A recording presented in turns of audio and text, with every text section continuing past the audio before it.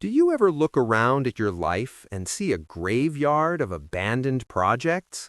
Do you feel a sharp pang of guilt every time you dive headfirst into a new hobby, knowing you might lose interest in 6 weeks?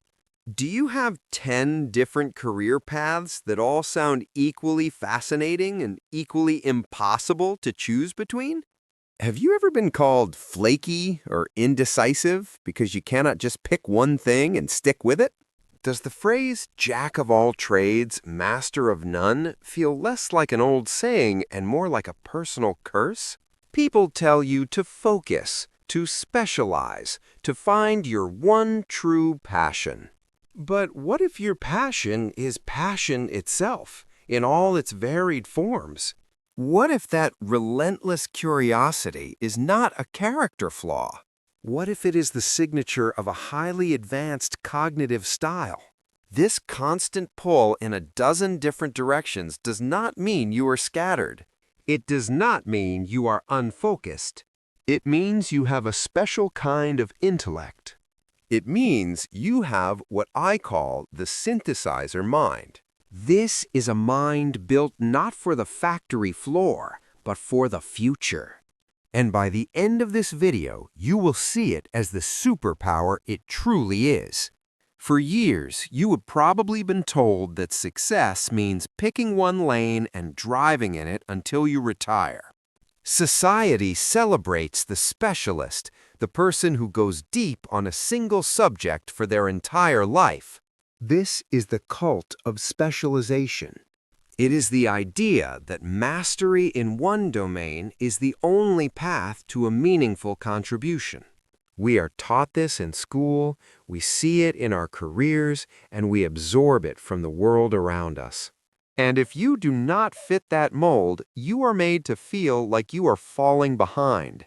That anxiety you feel when you compare yourself to your specialist friends is not an accident. It is by design. But what if that advice is fundamentally outdated? In this video, we are going to dismantle that myth completely. We will explore exactly why your ability to connect diverse ideas is not just a quirk, but a genuine superpower in the 21st century. More importantly, I am not just going to tell you you are special and leave you there. I am going to give you a concrete 3-step framework to actually harness this power. We will also look at the dark side of this ability, what I call the synthesizer's shadow, and how to manage it. So if you have ever felt like a puzzle with too many pieces, get ready. We are about to assemble them into a picture that finally makes sense. So where did this obsession with specialization even come from? It is not some timeless law of success. It is actually a relatively new idea. For most of human history, the most valued individuals were generalists. Think about the village leader who knew a bit about farming, construction, and conflict resolution. But then, something big happened, the Industrial Revolution. Factories needed people to do one specific task over and over with maximum efficiency. Society was reorganized around the cog in the machine. The educational system was then built to produce these cogs. It trained you to be a good accountant, a good engineer, a good factory manager. The goal was to create deep, narrow knowledge because that is what the economy demanded. Success became synonymous with finding your single, specialized slot. But that world is fading fast. We no longer live in the industrial age. We live in the information age, or perhaps more accurately, the connection age.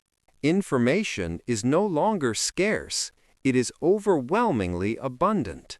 Having deep knowledge in one area is still valuable, but it is no longer enough.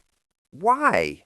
Because all the low-hanging fruit of specialization has been picked. The truly groundbreaking discoveries today are not happening deep within a single field. They are happening at the intersections between fields. This is where the magic lies. Think of it this way. Specialists make the bricks. They are masters of their craft, producing perfect, uniform, and essential components. We absolutely need brickmakers. But someone has to design the cathedral. Someone needs to understand how the bricks, the glass, the wood, and the acoustics all come together to create something awe-inspiring. That is the role of the synthesizer. You are the architect. You see the connections that the specialists deep in their silos are trained to ignore. Your value is not in making the perfect brick. Your value is in knowing how to combine the brick with the stained glass window to create something entirely new. The modern world is drowning in information, but starving for wisdom and context. It does not need more cogs for a machine that is being dismantled. It needs architects who can see the bigger picture. It needs people who can connect disparate ideas to solve complex, multifaceted problems. It needs you. Does that feel familiar? That pressure to fit into a neat little box? Let me know in the comments if you have ever felt that way. Now, let us talk about what is really going on in your brain. So, we have established that your way of thinking is valuable. But what does it actually mean to have a synthesizer mind? It is not just about having a lot of hobbies. It is a specific cognitive profile with 3 distinct traits that work together. Let us break them down. The first trait is rapid skill acquisition. You are an incredibly fast learner, but with a twist. You pick up the basics of a new skill faster than most people. Whether it is a musical instrument, a programming language, or a marketing strategy, you can get to the 80% competency level in record time. This happens because you are a master of pattern recognition. You see the underlying principles of a new skill and connect them to things you already know. However, you often get bored once the steep learning curve flattens out. This is because your primary driver is not achieving ultimate mastery. It is the thrill of learning and connecting itself. This is not a flaw. It is a feature that allows you to build a vast and diverse toolkit. Second is the core of your ability, conceptual blending. This is your natural, almost unconscious tendency to mix ideas from different fields to create something new. Your brain does not store information in neat, separate folders. Instead, it is a giant, interconnected web. An idea from psychology might suddenly connect with a problem you are having in web design. A concept from a history documentary could spark a new business idea. Think of your mind like a bee.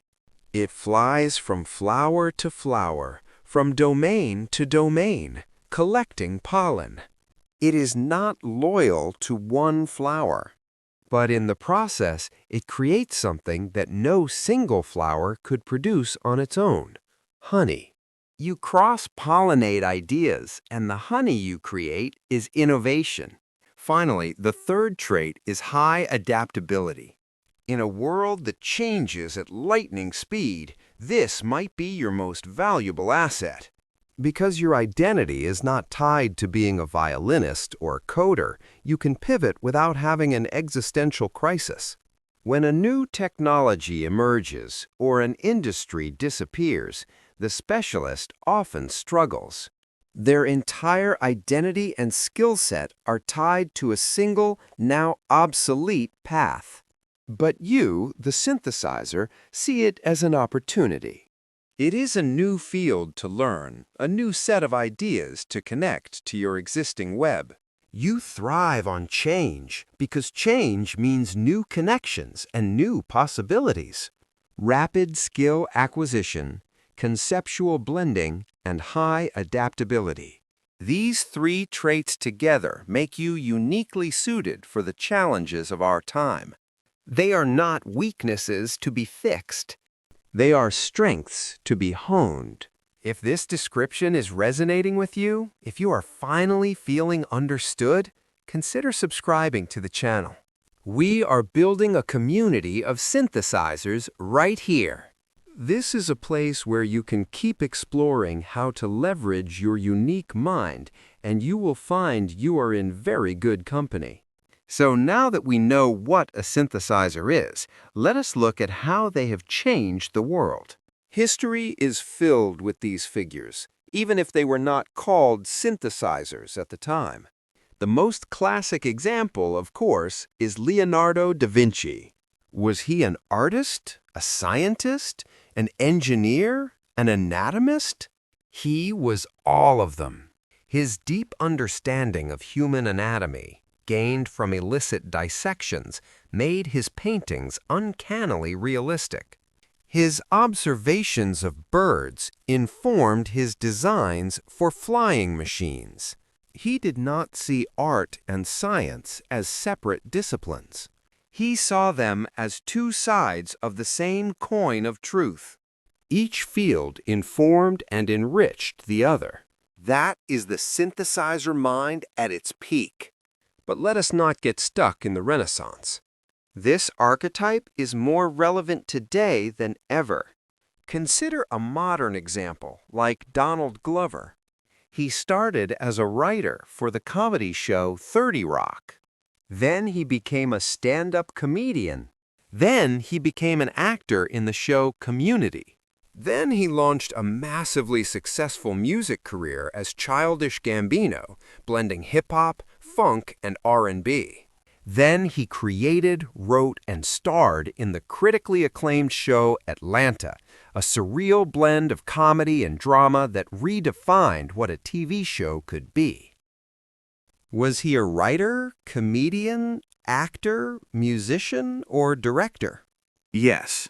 He synthesizes his understanding of comedy, drama, music, and social commentary to create work that no specialist could ever conceive of. He uses his comedic timing to land a dramatic beat. He uses his musical sensibility to direct a visually stunning scene. He does not just do many things. He combines them into a unique, singular vision. This is not just for famous people either. Think of the YouTuber who combines her love for baking with her knowledge of chemistry to explain the science of a perfect cake. Or the founder who merges his experience in gaming with his passion for fitness to create a workout app that feels like an epic adventure. These are the people creating the future. They are not jacks of all trades. They are masters of connection. Now, it would be dishonest to pretend this is all sunshine and innovation. This cognitive style comes with its own set of challenges, a dark side I call the synthesizer's shadow. Let us address these head-on, because acknowledging them is the first step to overcoming them. Analysis paralysis. You have so many ideas, so many potential projects that you get overwhelmed and end up doing nothing. Each idea seems brilliant, and the thought of choosing one feels like a betrayal to all the others. This is the curse of potential. The solution here is rapid prototyping. Stop trying to pick the perfect idea. Instead, pick one idea and give yourself 1 week to create the smallest possible version of it. Write the first page, mock up the landing page, record a 2-minute demo. The goal is not to launch a masterpiece. It is to make the idea tangible. This breaks the spell of paralysis and gives you real data on what you actually enjoy working on. Second is the relentless imposter syndrome. Because you are not the world's foremost expert in any single thing, you feel like a fraud. You are in a room with specialists, and you are probably thinking, I do not belong here. They know so much more than me about their topic. They could, but you need to reframe your expertise. You are not an expert in a what. You are an expert in a how. Your expertise is not the subject matter. It is the act of connection itself.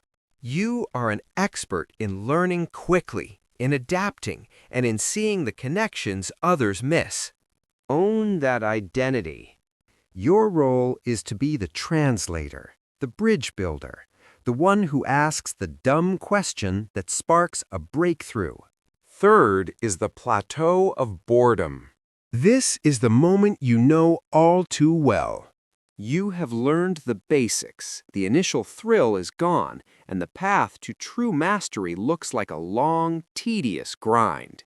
So you drop it and move on to the next shiny object, feeling a familiar wave of shame.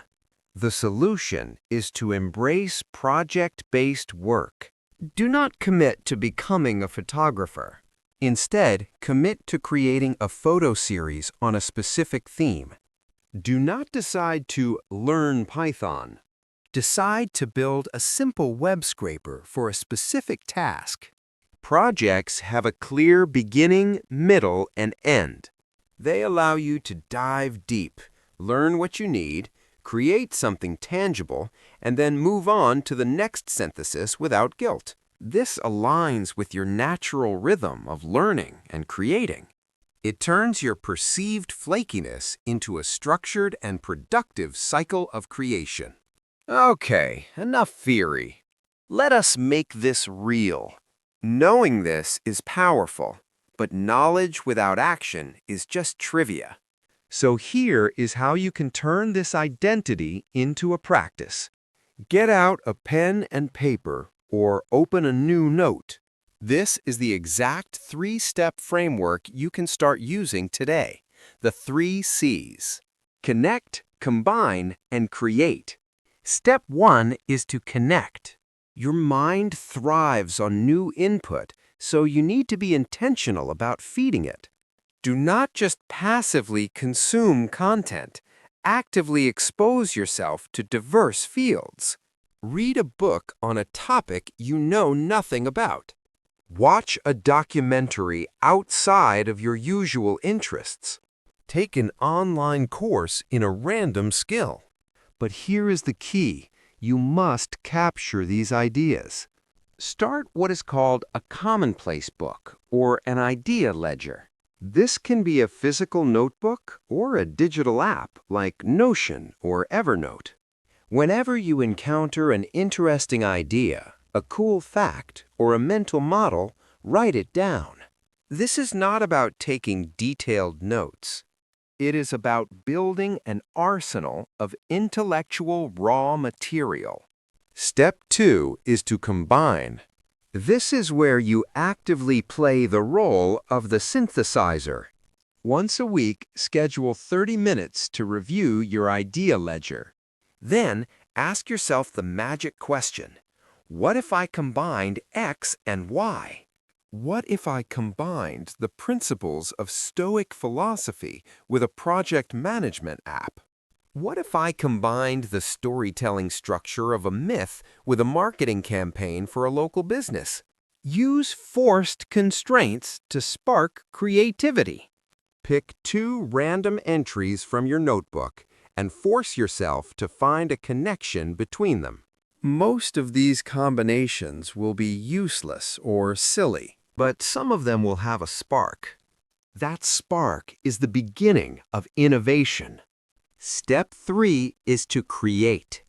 An idea is worthless until it is made tangible. Your job is to take that spark from the combine step and build a small, tangible project around it. This is crucial. The goal is completion, not perfection. Create a single blog post, a 5-minute video, a simple piece of code, a 1-page business plan. This act of creation does 2 things. First, it forces you to clarify your thinking and truly integrate the ideas. Second, it provides a hit of satisfaction that counteracts the plateau of boredom and fuels you for the next cycle. Connect, combine, create. This is your new operating system. So, let us bring this all together. If you've spent your life feeling restless, scattered, and out of place in a world that demands specialization, I want you to hear this. Your brain is not broken. It is built for the future. You are not scattered. You are a synthesizer. Remember that guilt you felt for having too many hobbies? That was not the feeling of failure. That is the feeling of potential waiting to be connected. That anxiety over choosing just one path was not a sign of indecision. It was the pull of unexplored connections, a sign of your architectural mind wanting to see the whole blueprint. Your greatest weakness is in fact your most profound strength, just waiting for the right frame. Specialists dig deep, and we need them to build a stable foundation. But synthesizers like you build wide, creating the bridges between those deep wells of knowledge. Without those bridges, progress grinds to a halt. Your job is not to pick a path and stick to it. Your job is to be the bridge between paths. Stop trying to find your box. Start building your bridges. That is where you will find your purpose and make your unique mark on the world. If this video gave you a moment of clarity or a new way to think about yourself, do me a favor and hit that subscribe button and ring the bell so you do not miss what is next. We are building a whole community for minds just like yours. Thank you for being here. Now go connect something.